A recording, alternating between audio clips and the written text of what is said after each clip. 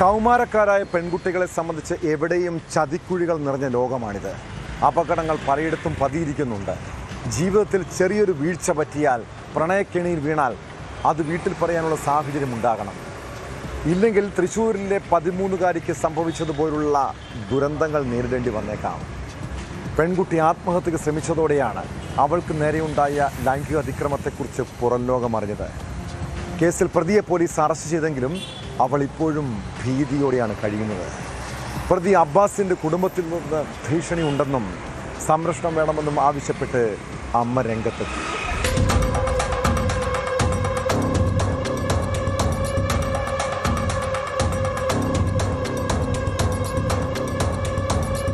ഈ മാസം 17-നാണ് സ്കൂളിൽ നിന്ന് ദേശീയപാതയിലേക്ക് ഓടി വാഹനത്തിന് മുൻപിൽ ചാടി 13-കാരി ആത്മഹത്യക്ക് ശ്രമിച്ചത്. തുടർന്ന് അധ്യാപകർ കുട്ടിയെ പിടിച്ചുകൊണ്ടുവന്ന് രക്ഷപ്പെടുത്തുകയായിരുന്നു. അതിനുശേഷം നടത്തിയ കൗൺസിലിംഗിലാണ് പീഡന വിവരം പെൺകുട്ടി വെളിപ്പെടുത്തിയത്. കുടുംബം നൽകിയ പരാതിയിൽ പട്ടിക്കാട് സ്വദേശി അബ്ബാസിനെ പോലീസ് പിന്നീട് അറസ്റ്റ് ചെയ്തു. ഇയാൾ പലതവണ പീഡിപ്പിച്ചെന്നായിരുന്നു 13-കാരിയുടെ വെളിപ്പെടുത്തൽ. എന്നാൽ പ്രതിയെ അറസ്റ്റ് ചെയ്തതിന് പിന്നാലെ ഇയാളുടെ കുടുംബത്തിൽ നിന്ന് വലിയ ഭീഷണി ഉണ്ടാകുന്നതായി കുടുംബം പറയുന്നു. അബ്ബാസിന്റെ ഭാര്യയും വീട്ടുകാരും ചേർന്ന് ഭീഷണി മുഴക്കിയെന്നാണ് പെൺകുട്ടിയുടെ അമ്മയുടെ പരാതി. ഭീഷണിയാണ്. ജാമ്യത്തിൽ ഇറങ്ങി കഴിഞ്ഞാൽ 14 ദിവസത്തെ റിമാൻഡിനാണ് വെച്ചിരിക്കുന്നത്.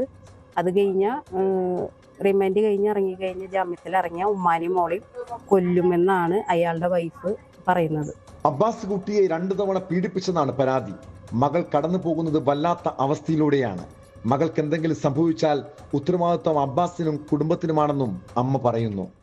എനിക്ക് എല്ലാം കൊണ്ടും ഭീഷണിയാണ്. ജീവിക്കാനും ഭീഷണി, എല്ലാം കൊണ്ടും ഭീഷണിയാണ്. ഞാൻ എന്താ ചെയ്യേണ്ടതെന്നും എനിക്കറിയുന്നില്ല. ഇയാൾക്കാണെങ്കിൽ കുറേ കേസുകൾ, ഈ പെണ്ണ് കേസുകളും ഇഷ്ടം പോലെ ഉണ്ട്. താനും ഭാര്യ ഇതിന് കൂട്ടു നിൽക്കുകയാണ്. നേരത്തെ വീട്ടിൽ വെച്ചും 13-കാരി ആത്മഹത്യക്ക് ശ്രമിച്ചിരുന്നുവെന്നും മാതാവ് മൊഴി നൽകിയിട്ടുണ്ട്. സംഭവത്തിൽ വിശദമായ അന്വേഷണം വേണമെന്നും മകൾക്ക് സംരക്ഷണം വേണമെന്നുമാണ് കുടുംബത്തിന്റെ ആവശ്യം.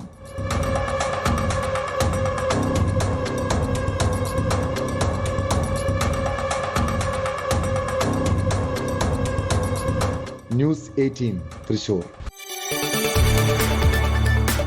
കൂടുതൽ വാർത്തകൾക്ക് news 18 Keralam YouTube channel subscribe ചെയ്യുക.